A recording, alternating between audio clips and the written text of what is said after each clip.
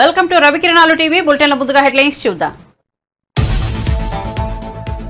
June 4 తర్వాత ఏపీలో దాడులు జరిగే అవకాశం ఉందంటూ నిఘా వర్గాల హెచ్చరిక. ఇప్పటికే పలు జిల్లాల్లో ఉద్రిక్తతలు. జూన్ 4న ఓట్ల లెక్కింపు. జూన్ 19 వరకు పోలీస్ బలగాలు అప్రమత్తంగా ఉండాలంటూ ఇంటెలిజెన్స్ హెచ్చరికలు.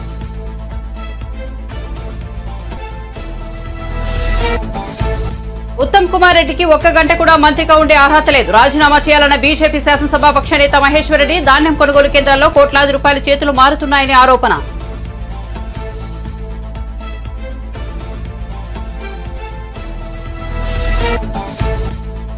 జగన్ మాటలు వైసీపీ శ్రేణులకు ధైర్యాన్ని కలిగించలేకపోయాయన్న ఉమా.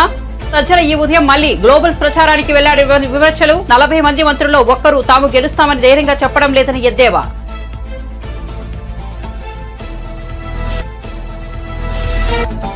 చంద్రబాబు పూర్తిగా నెగటివ్ క్యాంపెయిన్ చేశారన్న సజ్జల. ల్యాండ్ టైటిలింగ్ పై తప్పుడు ఆరోపణలు చేశారని మండిపాటు.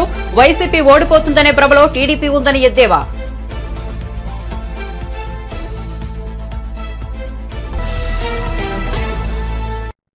ఇక వార్త వివరాల్లోకి వెళ్తే ఏపీలో ఈసారి ప్రత్యేక పరిస్థితులు నెలకొన్నాయి. పోలింగ్ ముగిసిన తర్వాత కూడా హింసాత్మక ఘటనలు కొనసాగాయి. ఏపీలో ఎన్నికల కోడ్ వచ్చాక మునిపెన్నడూ లేనంతగా పెద్ద సంఖ్యలో పోలీసులు అధికారులపై వేటుపడింది. ఈ నేపథ్యంలో నిఘా వర్గాల నుంచి ఏపీకి హెచ్చరిక జారైంది. జూన్ 4 తర్వాత ఏపీలో దాడులు జరిగే అవకాశం ఉందన్నది ఇంటెలిజెన్స్ హెచ్చరికల సారాంశం. జూన్ 19 వరకు పోలీసులు అప్రమత్తంగా ఉండాలని, అవసరమైతే కేంద్ర బలగాలను మోహరించాలని జిల్లా కలెక్టర్లు, ఎస్పీలకు నిఘా విభాగం నుంచి హెచ్చరికలు అందాయి. ముఖ్యంగా తిరుపతి, పల్నాడు, చిత్తూరు, అనంతపురం, కర్నూలు, కడప జిల్లాల్లో అప్రమత్తంగా ఉండాలని స్పష్టం చేసింది. ఏపీలో మే 13న ఎన్నికలు జరగగా జూన్ 4న ఓట్ల లెక్కింపు చేపట్టనున్నారు. పోలింగ్ సందర్భంగా చెలరేగిన ఉద్రిక్తతలు ఇప్పటికీ కొనసాగుతుండగా జూన్ 4న ఫలితాల వెల్లడితో పరిస్థితి ఎలా ఉంటుందోనని ఆందోళనలు వ్యక్తమవుతున్నాయి.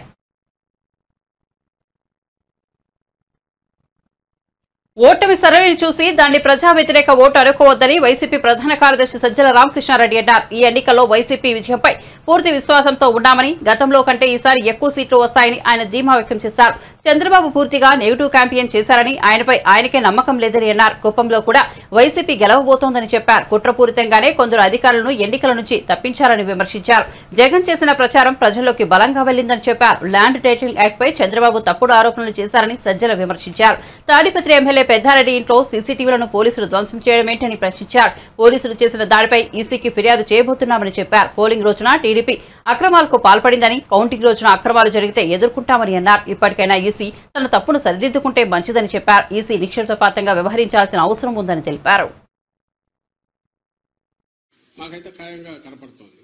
గవర్నమెంట్ వస్తుంది, చాలా బాగా వస్తుంది. మొన్నటికి అంత కూడా జరిగింది. మిగిలిన చోట్ల జరిగిన చోట్ల కూడా పోలింగ్ పర్సెంటేజ్ పెరిగాయి. ఓటింగ్ జరిగే శాతాన్ని బట్టి చూసి యాంటీ ఇన్కంబెన్సీ అనుకుందామంటే మీరు గమనించిన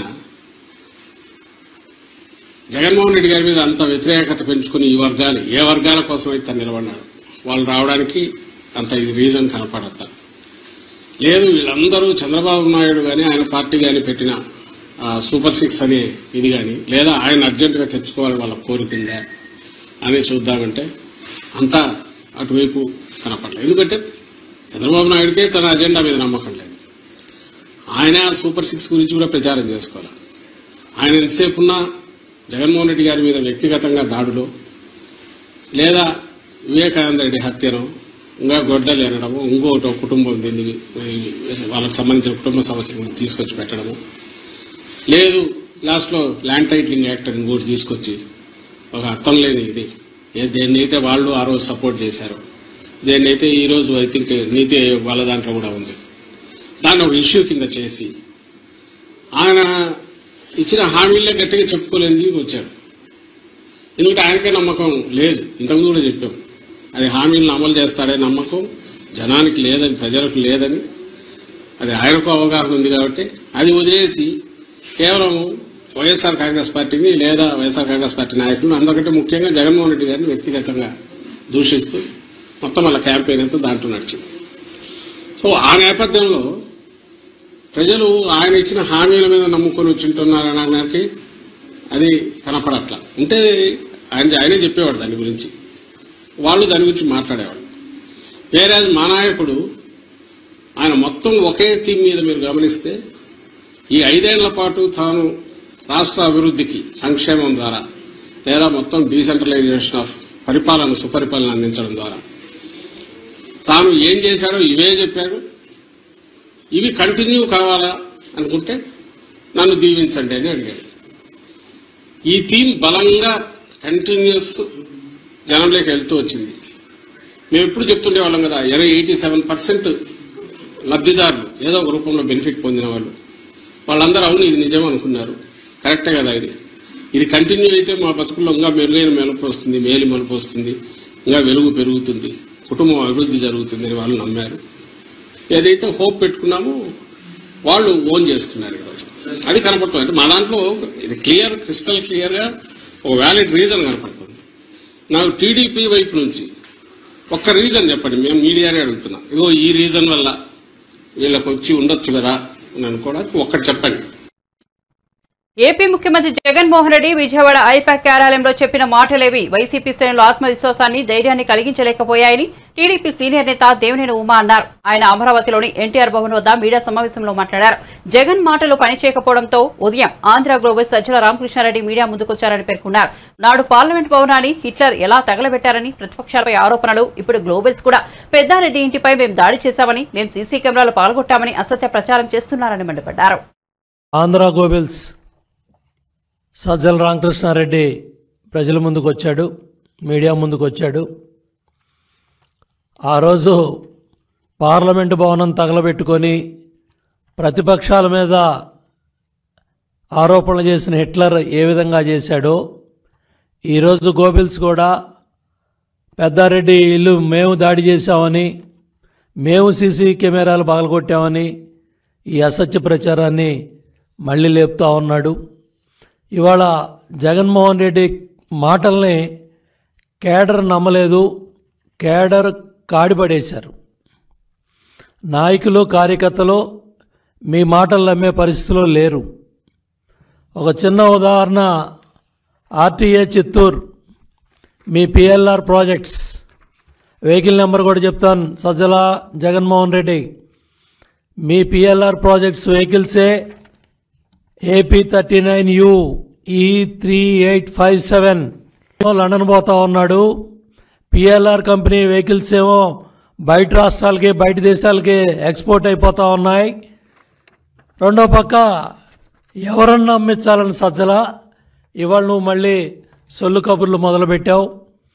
ఇవాళ కేఏ పాల్ కాన్ఫిడెన్స్ లెవెల్ ఏ స్థాయిలో ఉందో జగన్మోహన్ రెడ్డి కాన్ఫిడెన్స్ లెవెల్ కూడా అదే స్థాయిలో నిన్న ఉంది. కేఏ పాల్ కాన్ఫిడెన్స్ లెవెల్కి, జగన్మోహన్ రెడ్డి కాన్ఫిడెన్స్ లెవెల్కి నిన్న సోషల్ మీడియాలో ట్రోలింగ్సే అర్థమవుతూ ఉన్నాయి. కాబట్టి పిచ్చి ప్రేలాపనలు మానేయండి. ల్యాండ్ టైటిలింగ్ యాక్ట్ మీ పుట్టి ముంచింది. మీ ప్రచార పిచ్చి, మీ ఫోటోలు పిచ్చి, మీరు తాత ముత్తాతలు ఇచ్చిన భూములను కూడా కొట్టేయాలని, దోచుకోవాలని మీరు చేసిన చట్టాలే మీ ప్రభుత్వానికి ఉరితాళ్ళైనాయి. ఇవాళ పెద్ద ఎత్తున ప్రజల్లో తిరుగుబాటు వచ్చింది. ఆ తిరుగుబాటు ఫలితమే జన సునామీ. ఆ జన సునామీ దెబ్బకే మీకు గంగుర్లు ఎత్తుతూ ఉన్నాయి. రోజుకొకళ్ళు వచ్చి మీడియా ముందుకి మాట్లాడుతూ ఉన్నారు. నేను అడుగుతా ఉన్నా, మొదటి క్యాబినెట్లో కానీ రెండో క్యాబినెట్లో కానీ 40 మంది మంత్రులు ఒక్కడ కూడా ధైర్యంగా మీడియా ముందుకు వచ్చి మేం గెలుస్తామని మాట్లాడట్లేదు. 40 మంది మంత్రులు ఓడిపోతున్నారు. 5 ఏళ్ల పరిపాలనలో మీ మంత్రులు ఎవరైతే ఉన్నారో మొదటి క్యాబినెట్లో రెండో క్యాబినెట్లో మంత్రులు ఎవడో కూడా మీడియా ముందుకు రావట్లా. మొత్తం ఎత్తిపోతున్నారు, మొత్తం ఓడిపోతున్నారు. ఇవాళ పెద్ద ఎత్తున ప్రతిపక్ష హోదా కూడా దక్కదని మీడియా ఘోషిస్తూ ఉంటే, సర్వేలు ఘోషిస్తూ ఉంటే ఇవాళ సజ్జలు వచ్చి ఏ కార్యకర్తను నమ్మిద్దామని, ఏ నాయకుడిని నమ్మిద్దామని నువ్వు మళ్ళీ బురజల్లే కార్యక్రమాలు చేస్తున్నావు. సిగ్గుందా అని అడుగుతున్నా. అపధర్మ ముఖ్యమంత్రి మీరు, 5 ఏళ్ళు ప్రభుత్వం పరిపాలన చేసింది మీరు, చీఫ్ సెక్రటరీ మీరు పెట్టుకున్న వ్యక్తే, మీకు అనుసరణలోనే వ్యవస్థలన్నీ నడుస్తున్నాయి. ఇవాళ చీఫ్ సెక్రటరీయే మొత్తం పోలింగ్ స్టాఫ్ దగ్గర నుంచి ఎక్కడెక్కడ ఏ అధికారం ఉండాలో రాజేంద్రనాథ్ డీజీపీగా ఉన్నప్పుడే నియామకాలన్నీ జరిగాయి. ఇవాళ ఈసీ మీద బురద జల్లాలనో, తెలుగుదేశం పార్టీ మీద బురద జల్లాలనో, ఎన్డీఏ కాటు మీద బురద జల్లాలనో, కేంద్రం మీద బురద జల్లాలనో ఇవాళ సజ్జల ఎత్తిపోయే మాటలు మాట్లాడుతూ ఉన్నాడు.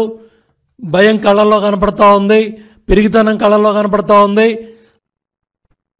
ప్రజాస్వామ్యబద్ధంగా ఎన్నికలలో పాల్గొనడం చంద్రబాబుకు ఇష్టం లేదని వైసీపీ రాష్ట్ర కార్యదర్శి లేళ్ల అప్పిరెడ్డి తీవ్రంగా విమర్శించారు. రౌడీయిజం చేసి రెగ్గింగులు చేసి గెలుపొందాలనుకోవడం దారుణమని ఆరోపించారు. అరాచకాలకు వత్తాసు పలికిన ఇద్దరు ఎస్పీలపై సస్పెన్షన్ వేటు పడిందని, చంద్రబాబు ట్రాప్లో పడి పోలీసు అధికారులు తమ జీవితాలను నాశనం చేసుకోవద్దని సూచించారు. తాడిపత్రిలో పెద్దారెడ్డి ఇంట్లో సీసీ కెమెరాలను పోలీసులే పగలగొట్టడం దేనికి సంకేతం అంటూ ఆయన ప్రశ్నించారు. ఆధారాలు లేకుండా చేసే కుట్ర ఎవరు చేశారో తేలాలన్నారు.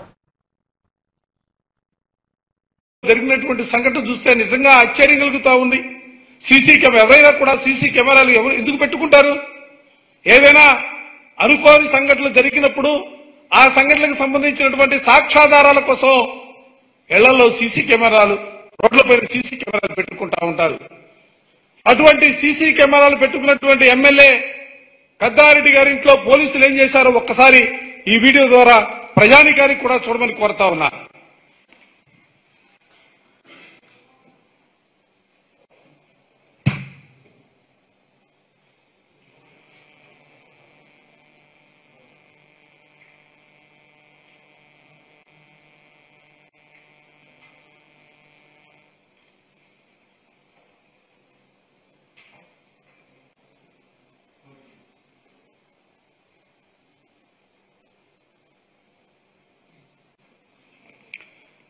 సాక్షాత్తు శాసనసభ్యుడిగా ఉన్నటువంటి పెద్దారెడ్డి గారి ఇంట్లో తీసుకెళ్తున్న దాడి చేసి శ్రీనివాసరెడ్డి గారి మామగారిని గాయపరిచి అక్కడ కూడా విధ్వంసం సృష్టించినటువంటి వైనం శ్రీనివాసరెడ్డి గారి ఇంటి పైన. ఆ వైనాన్ని కూడా చూడొచ్చు. తెలుగుదేశానికి సంబంధించినటువంటి వందలాది మంది కార్యకర్తలను వెంట పెట్టుకుని అక్కడ పోటీ చేస్తున్నటువంటి అభ్యర్థి ఏ విధమైనటువంటి దాడులకి పాల్పడ్డాడో దీనిలో కనపడతా ఉంది. శ్రీనివాసరెడ్డి గారి హాస్పిటల్ అది, వాళ్ళ మామగారికి దెబ్బలు తగిలాయి.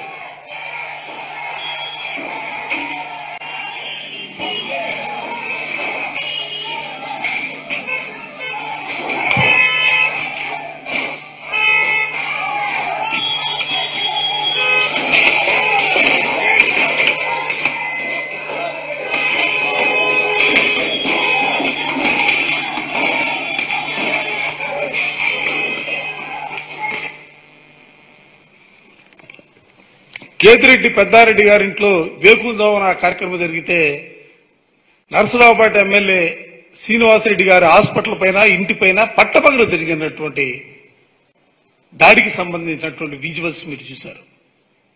అసలు ఎటుపోతా ఉంది పోలీస్ వ్యవస్థ? ఎవరి ప్రయోజనాల కోసం మీరు పనిచేస్తున్నారో మీరు చదివినటువంటి చదువుకు సంబంధించి ఒక్కసారి ఆలోచించమని చెప్పిన ఈ సందర్భంగా కోరుతా ఉన్నాను. ఏ విధమైనటువంటి ఫలితాలు ఉంటాయో చూశారు. పల్నాడు ఎస్పీ సస్పెండ్ చేశారు, అనంతపురం ఎస్పీని సస్పెండ్ చేశారు, తిరుపతి ఎస్పీని ట్రాన్స్ఫర్ చేశారు. అసలు ఇది ఒక ఎన్నికల్లో జరిగినటువంటి సంఘటనలకు సంబంధించి అధికారులు సస్పెండ్ చేయటం, ట్రాన్స్ఫర్ చేయటం అనేది సిగ్గుగా అనిపించట్లేదా? కేంద్రం నుంచి వచ్చాడు Deepak Mishra, police observer, retired IPS officer. ఆయన కనుసన్నల్లో మొత్తం ఇదంతా కూడా ఆయన కనుసన్నలోనే మొత్తం జరిగినటువంటి పరిస్థితులు కూడా నిన్ననే ఎన్నికల కమిషన్ గారికి, గవర్నర్ గారికి అందరికీ కూడా మేము మెమోరియల్ కూడా ఇవ్వడం జరిగింది. ఇవాళ వైఎస్ఆర్ కాంగ్రెస్ పార్టీ కోరుకుంటుంది కానీ ఈ రాష్ట్రంలో ఒక ప్రశాంతమైనటువంటి వాతావరణం ఉండాలని మా ముఖ్యమంత్రి జగన్మోహన్ రెడ్డి గారు ఆశపడతా ఉన్నాడు. ఆ రీతిగానే ఇవాళ రాష్ట్రంలో ఉన్నటువంటి వైఎస్ఆర్ కాంగ్రెస్ పార్టీ శ్రేణులన్నీ కూడా తెలుగుదేశం వారు ఎంత కవ్వించినా, ఎంత దాడులకు పాల్పడినా కూడా మేమందరం కూడా సమన్వయం పాటిస్తా ఉన్నాం. వైసీపీకి ఓటమి భయం పట్టుకుందని టీడీపీ ఉండి అభ్యర్థి ఎంపీ రఘురామకృష్ణరాజు అన్నారు. ఓటమి భయంతోనే పల్నాడు, తాడిపత్రి, తిరుపతి తదితర ప్రాంతాల్లో హింసాత్మక ఘటనలకు పాల్పడుతున్నారని చెప్పారు. సజ్జలతో పాటు వైసీపీ నేతల కళ్లలో భయం కనపడుతోందని వ్యాఖ్యానించారు. నోరు అబద్దం చెప్పినా కళ్ళు అబద్దం చెప్పవని అన్నారు. కూటమికి 130కి పైగా సీట్లు వస్తాయని తాను ఇంతకు ముందే చెప్పానని, ఆ సంఖ్య 150 సీట్లు దాటినా తాను ఆశ్చర్యపోనని చెప్పారు. గతంలో జగన్ కు 110 వస్తాయని అనుకుంటే 151 వచ్చాయని దీన్ని ఎవరూ ఎక్స్పెక్ట్ చేయలేదని అన్నారు. ఈ మెజార్టీని జగన్ కూడా ఊహించలేకపోయారని చెప్పారు.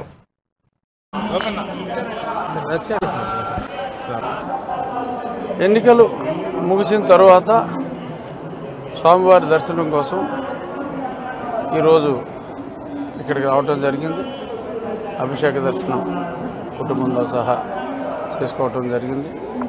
గతంలో కూడా నేను ఇప్పుడు నామినేషన్ వేసిన వెంటనే ఆ తర్వాత ఎలక్షన్ అయిన తర్వాత స్వామివారి భక్తుడిగా ఇప్పుడు నేను వారి దర్శనం చేసుకోవటం నాకు అదొక రెగ్యులర్ చర్య. ఈ సందర్భంగా ఆంధ్రప్రదేశ్ రాష్ట్రానికి మంచి రోజులు రావాలని గౌరవనీయులు నారా చంద్రబాబు నాయుడు గారు ముఖ్యమంత్రిగా ప్రమాణ స్వీకారం చేసి ప్రజల కష్టాలన్నీ తొలగి మంచి చక్కటి వెల్ఫేర్తో పాటు అద్భుతమైన అభివృద్ధి దిశగా ఆంధ్రప్రదేశ్ పయనించాలని మనస్ఫూర్తిగా స్వామివారిని వేడుకోవటం జరిగింది. గుళ్ళు అవసరం మాకు 125 నుంచి మినిమమ్ 150 టచ్ అవ్వచ్చు. ఉన్నాయి 170 సీట్లు కాబట్టి జగన్కి 25 నుంచి ఒక 40 వరకు రావచ్చు అని నేను ఖచ్చితంగా చెప్పగలను. నా మాట నిజం అవుతుందా, జగన్ మాట నిజం అవుతుందా 4వ తారీఖు మధ్యాహ్నానికి మీకు అర్థమవుతుంది. ఖచ్చితంగా నా మాటే నిజం అవుతుంది. ఎందుకంటే స్వామి సన్నిధిలో నేను చెప్తున్నా, స్వామి సన్నిధిలో అతను చెప్పలేడు.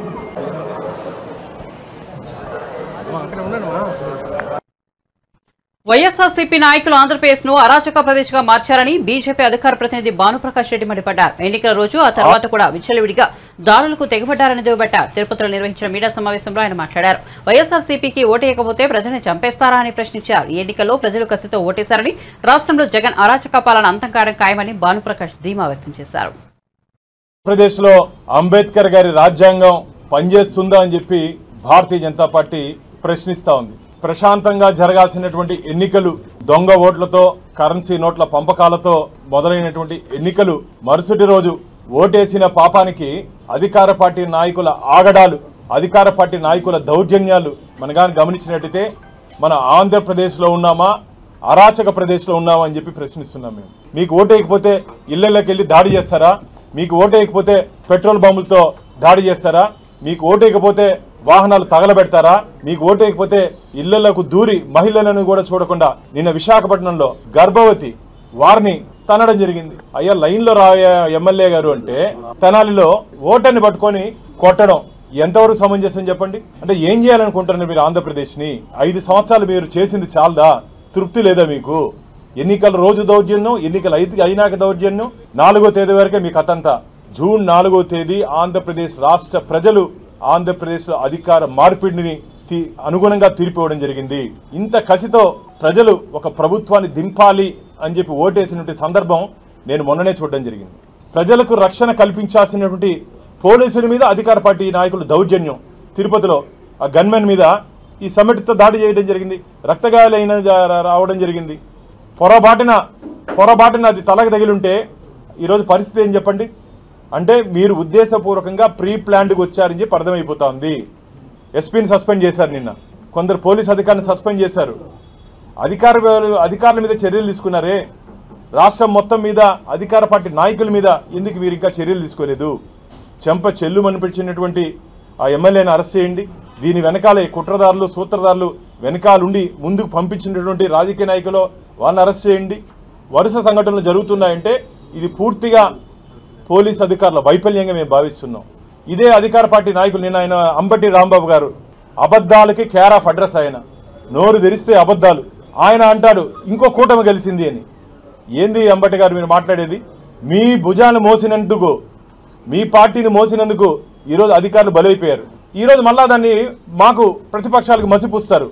మిమ్మల్ని తార డబ్బాలు ముంచేశారు ఆంధ్రప్రదేశ్ ప్రజలు. ప్రశాంతంగా ఉండాల్సినటువంటి ఆంధ్రప్రదేశ్ని అగ్నిగుండంగా చేసేశారు అధికార పార్టీ వాళ్ళు. ఎవరిని స్పేర్ చేసే ప్రసక్తే లేదు. ఐపాక్ మాటలు సీఎం నమ్మారు. వాళ్ళు చెప్పింది ఏమంటే వైసీపీ ప్యాక్ అయిపోయింది, ఆంధ్రప్రదేశ్లో ఎన్డీఏ అధికారంలోకి రాబోతా ఉంది, ఎన్డీఏ మిత్రపక్షాలు అధికారంలోకి రాబోతున్నాము, ఇది ప్రజా తీర్పు. ఐప్యాక్ ఏందండి, దాని మాటలు ఎవరు నమ్మరు అంతే. ఇటీవల ముగిసిన సార్వత్రిక ఎన్నికలపై టీడీపీ సీనియర్ నేత మాజీ మంత్రి ఆనం రామనారాయణ రెడ్డి సంచలన వ్యాఖ్యలు చేశారు. నెల్లూరు జిల్లా అధికారుల్లో చాలా మంది తమకు సహకరించలేదని ఆరోపించారు. జిల్లా యంత్రాంగం మొత్తం అధికార పార్టీకే కొమ్ము కాసిందని పేర్కొన్నారు. జిల్లాలోని మరిపాడు మండలం సమస్యాత్మకమైనదని, అక్కడ నాటు బాంబులు విసురుతున్నారని పేర్కొన్నారు. ఇక్కడ సమస్యాత్మకమైన 10 బూతుల వివరాలను ఎన్నికల కమిషన్ కు, ఆర్ఓకు, కలెక్టర్, ఎస్పీకి అందించినా ఆయా బూతుల వద్ద ఆర్మడ్ పోలీసులను పెట్టలేదని ఓ మహిళా కానిస్టేబుల్, ఎన్సీసీ క్యాడెట్ పెట్టి ఊరుకున్నారని తెలిపారు. దీన్ని బట్టి అధికార యంత్రాంగం ఎవరికి సహకరించిందో తెలుసుకోవచ్చని తెలిపారు. నెల్లూరు పార్లమెంట్ ఇన్ఛార్జ్ అయినటువంటి మాజీ మేయర్ శ్రీ అబ్దుల్ అజీజ్ గారికి, అలాగే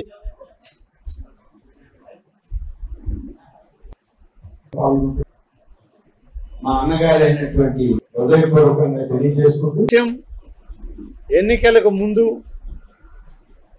అసలు ఈ ఎన్నికల్లో సజావుగా నిర్వహించడానికి మాకు చాలామంది అధికారులు సహకరించలేదు, కొద్దిమంది మాత్రమే సహకరించారు. అధికారులుగా ఎన్నికల నిర్వహణలో పెద్ద ఎత్తున సహకారం అందించాల్సిన, అన్ని పార్టీలని సమానంగా చూడాల్సినటువంటి జిల్లా అధికార యంత్రాంగం అధికార పార్టీకి కొమ్ము కాసింది అని చెప్పడానికి మేమేమి వెనకడుగు వేయడం లేదు. ఉదాహరణకి చెప్పాలి అంటే, ఆత్మకూరు నియోజకవర్గంలో నేను అన్ని బూతులు తిరిగాను. నాతో పాటు కొంబి లక్ష్మీనాయుడు గారు, మాజీ శాసనసభ్యులు విజయరామరెడ్డి గారు, అలాగే పెద్దలు రవీంద్రారెడ్డి గారు, బ్రహ్మారెడ్డి గారు అందరం కలిసి తిరిగాం. ఎక్కడికి వెళ్ళినా ఎక్కడ కూడా ఆర్ముడ్ పోలీస్ కనిపించినటువంటి దాఖలాలు లేవు. మరీ ముఖ్యంగా మరిపాడు మండలం అంటేనే సార్వత్రిక ఎన్నికల్లో ఒక ప్రత్యేకత ఉంది. నెల్లూరు జిల్లాలో నాటు బాంబుల్ని విసురుకున్న, ప్రజల్ని భయభ్రాంతుల్ని చేసిన పరిస్థితి ఈ జిల్లాలో మొదలైంది. కొద్ది కాలం నడిచింది. కేవలం గతంలో ఉదయగిరి నియోజకవర్గంలో ఉన్న మరిపాడు మండలం, ఉదయగిరి ప్రాంతాల్లోనే జరిగింది. దాదాపుగా బూత్ నెంబర్ 1 నుంచి 10 వరకు నాకు ఎన్నికల సరళిని గమనిస్తూ మేము పోయేటప్పుడు మరిపాడు మండలానికి సంబంధించినటువంటి మా నాయకుడు బ్రహ్మారెడ్డి గారు మాకు ఫోన్ చేసి చెప్పడం జరిగింది. 1 నుంచి 10 వరకు క్రిటికల్ బూత్స్ అని లిస్ట్ ఇచ్చాము. ఎన్నికల కమిషనర్కి ఇచ్చాం, మా ఆర్ఓకి ఇచ్చాం, జిల్లా కలెక్టర్కి, ఎస్పీకి, డిఐజీకి పంపడం జరిగింది. కానీ ఎక్కడ కూడా సాధారణ కానిస్టేబుల్ కూడా లేరు. అక్కడ ఉన్నది ప్రతి బూత్కి ఒక మహిళా కానిస్టేబుల్, ఒక ఎన్సీసీ క్యాడెట్ ఉన్నారు. నాటు బాంబుల సంస్కృతి ఉన్నటువంటి ప్రాంతాల్లో ఢిల్లీ ముఖ్యమంత్రి కేజ్రీవాల్ కు బెయిల్ దొరికినప్పుడు కవితకు ఎందుకు రావడం లేదని బీఆర్ఎస్ నేత ఆర్ఎస్ ప్రవీణ్ కుమార్ ప్రశ్నించారు. ఇది చాలా దారుణమన్నారు. తిహార్ జైల్లో కవితను కలిసిన అనంతరం ఆయన మీడియాతో మాట్లాడుతూ మద్యం పాలసీ కేసులో ఇతర రాజకీయ నాయకుల పేర్లు వెల్లడించాలని, కవితపై ఈడీ, సీబీఐల గురించి తీవ్రమైన ఒత్తిడి ఉందని, ఈ విషయాన్ని ఆమె తనతో పంచుకున్నారన్నారు. ఇతర నాయకుల పేర్లు చెప్పాలని ఒత్తిడి తేవడం అనైతికమని, చట్టవిరుద్ధమని పేర్కొన్నారు. రాజ్యాంగ విరుద్ధమని మండిపడ్డారు. తిహార్ జైల్లో ఆమె ధైర్యంగా ఉన్నారన్నారు. రాజకీయ కక్షతోనే చేసింది. నిజానికి ఢిల్లీ లిక్కర్ పాలసీ, ఢిల్లీ గవర్నమెంట్లో వాళ్లకు ఎక్కువ ఆదాయం రావడం కోసం మరి ఢిల్లీ గవర్నమెంట్ ఒక పాలసీ తీసుకున్నది. ఈ దేశంలో ఏ రాష్ట్ర ప్రభుత్వమైనా కేంద్ర ప్రభుత్వమైనా వాళ్ళ ఆదాయం పెంచుకోవడం కోసం రకరకాల పాలసీలు చేసుకుని ఆ పాలసీల ఇంప్లిమెంటేషన్లో పాల్గొన్న ప్రతి వ్యక్తి నేరస్తుడైతే మరి కేంద్ర ప్రభుత్వం కూడా నేరస్తుడు అవుతుంది కదా. కేంద్ర ప్రభుత్వం మొన్ననే రైతుల నల్ల చట్టాలు తీసుకొచ్చిండ్రు. సాక్షాత్తు దేశ ప్రధానమంత్రి నరేంద్ర మోడీ గారే ఈ నల్ల చట్టాలు తీసుకొచ్చిండు. మరి తీసుకొచ్చి మళ్ళీ ఒక 6 నెలల తర్వాత మళ్ళీ వాటిని విత్డ్రా చేసిండ్రు. మరి ఇప్పుడు నరేంద్ర మోడీ గారు ఎవరి ప్రయోజనాల కోసం ఆ కేసు తీసుకొచ్చిండ్రు? మరి నరేంద్ర మోడీ గారిని కూడా అరెస్ట్ చేయాలి కదా. మరి దీని గురించి ఎప్పుడైనా ఆలోచించిండ్రా? ఆలోచించలేదు. అంటే ప్రధానంగా ఈ ఈడీలో సెక్షన్ 50 ఉందని చెప్పేసి ఈ సెక్షన్ 50లో మరి burden of proof lies on the accused. అంటే ఈ బర్డెన్ ఆఫ్ ప్రూఫ్ అంటే ఈ తన నేర నిర్దోషిత్వాన్ని నిరూపించుకోవడం అనేది నిందితురాలి మీదనే ఉంటుంది. కాబట్టి అంతవరకు వాళ్ళని జైల్లో పెట్టొచ్చన్న ఒక చిన్న ప్రొవిజను ఒక సుప్రీం హైకోర్టు జడ్జిమెంట్ని తీసుకొని దాన్ని అడ్డంగా పెట్టుకొని రాజకీయ ప్రత్యర్థులందరినీ కూడా మరి వాళ్ళ గొంతు నొక్కే ప్రయత్నం ఇలా బీజేపీ ప్రభుత్వం చేస్తున్నది. నిజానికి ఇది చాలా హాస్యాస్పదంగా ఉన్నది. కల్వకుంట్ల కవిత గారి మీద ఈ కేసు పెట్టడం, మిగతా వాళ్ళ మీద పెట్టడం. నిజానికి ఇందులో ఈ క్రైమ్లో ఎక్కడ డబ్బు దొరకలేదు. నిజానికి పిఎంఎల్ఏ వైఎస్ఆర్సీపీ నేతల నుంచి తన కుటుంబానికి ప్రాణహాని ఉందని భద్రత కల్పించాలని గొట్టిముక్కల సుధాకర్ హైకోర్టులో పిటిషన్ దాఖలు చేశారు. గుర్తు తెలియని వ్యక్తులు తెనాలిలో తమ ఇంటి వద్ద సంచరిస్తున్నారని తెలిపారు. ఈ విషయంపై సుధాకర్ శుక్రవారం గుంటూరు జిల్లా ఎస్పీని కలిశారు. కోర్టు ఆదేశాల మేరకు రక్షణ కల్పించాలని విజ్ఞప్తి చేశారు. గుంటూరు జిల్లా తెనాలిలోని ఐతానగర్ పోలింగ్ కేంద్రంలో ఈ నెల 13న క్యూ లైన్లో వచ్చి ఓటేయాలని చెప్పినందుకు సుధాకర్ అనే ఓటర్పై వైఎస్ఆర్సీపీ ఎమ్మెల్యే శివకుమార్ అతని అనుచరులు విచక్షణారహితంగా దాడి చేసిన విషయం తెలిసిందే. మా ఇంటి దగ్గర ఎవరో అనుమానాస్పదంగా తిరగటం అలా అనిపించి కొంచెం అంటే వాళ్ళందరికీ ప్రాణహాని ఉందనే అనుమానం నాకు వచ్చింది. అందుకని మేము హైకోర్టుని ఆశ్రయించడం జరిగింది. ఏమన్నారంటే ఓకే మేము ప్రొటెక్షన్ గురించి అడిగితే సరే ఇక్కడ ఎస్పీ ఆఫీస్కి అట్లాగే తెనాలి ఏఎస్పీ స్టేట్ ఎస్హెచ్ఓకి అట్లాగే సిఎస్ గారికి ఎలక్షన్ కమిషనర్ ఆఫ్ ఇండియాకి అట్లాగే ఎలక్షన్ కమిషనర్ ఆఫ్ ఆంధ్రప్రదేశ్కి రిప్రజెంటేషన్లు ఇవ్వండి, మీకు తగిన ప్రొటెక్షన్ ఏర్పాటు చేస్తూ ఉన్నారు. ఆ ఆదేశాలను అనుసరించి ఇక్కడ మేము మన గుంటూరు ఎస్పీ ఆఫీస్లో రిప్రజెంటేషన్ ఇవ్వడం జరిగింది. అది సవినయంగా తీసుకున్నారు. వారు మాకు కావాల్సిన ప్రొటెక్షన్ ఏర్పాటు చేస్తూ ఉన్నారు. అనుమానాస్పదంగా ఇంటి దగ్గర జనాలు తిరుగుతూ ఉన్నట్టుగా అనిపించింది. సో ప్రాణహాని ఉందని నాకు వాళ్ళ అనుయాయుల వల్ల, ఎమ్మెల్యే గారి అనుచరుల వల్ల. ఎందుకంటే మొన్న మీరు చూసుంటారు ఆ వీడియోల్లో వాళ్ళు ఏ రేంజ్లో మమ్మల్ని అటాక్ చేశారో అట్లా కొంచెం అనుమానాస్పదంగా మూమెంట్స్ చూసి కొంచెం మన జాగ్రత్తలో మనం ఉండాలి అని చెప్పేసి రిప్రజెంటేషన్ ఇచ్చాము. మొన్న కంప్లైంట్ మీద అదే వాళ్ళు ఎంక్వైరీ చేస్తున్నారు. ఇక మేము త్వరగా ఏదో కంక్లూజన్కి వస్తుందని ఆశిస్తున్నాం. బులెటిన్ ముగించే ముందు హెడ్లైన్స్ మరోసారి చూద్దాం. జూన్ 4 తర్వాత ఏపీలో దాడులు జరిగే అవకాశం ఉందంటూ నిఘా వర్గాల హెచ్చరిక. ఇప్పటికే పలు జిల్లాలో ఉద్రిక్తతలు. జూన్ 4న ఓట్ల లెక్కింపు. జూన్ 19 వరకు పోలీస్ బలగాలు అప్రమత్తంగా ఉండాలంటూ ఇంటెలిజెన్స్ హెచ్చరికలు.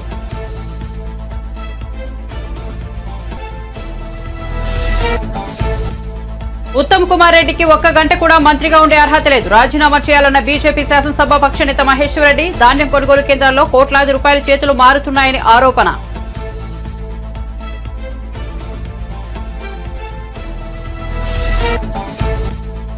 జగన్ మాటలు వైసీపీ శ్రేణులకు ధైర్యాన్ని కలిగించలేకపోయాయన్న ఉమా. సజ్జల ఈ ఉదయం మళ్లీ గ్లోబల్ ప్రచారానికి చేయడానికి వచ్చారని విమర్శలు. 40 మంది మంత్రుల్లో ఒక్కరూ తాము గెలుస్తామని ధైర్యంగా చెప్పలేం లేదని ఎద్దేవా.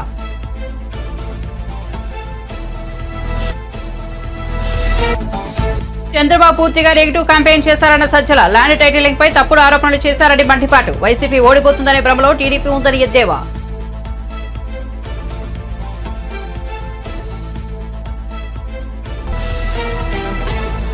మరిన్ని అప్డేట్స్ కోసం చూస్తూనే ఉండండి రవికిరణాలు టీవీ.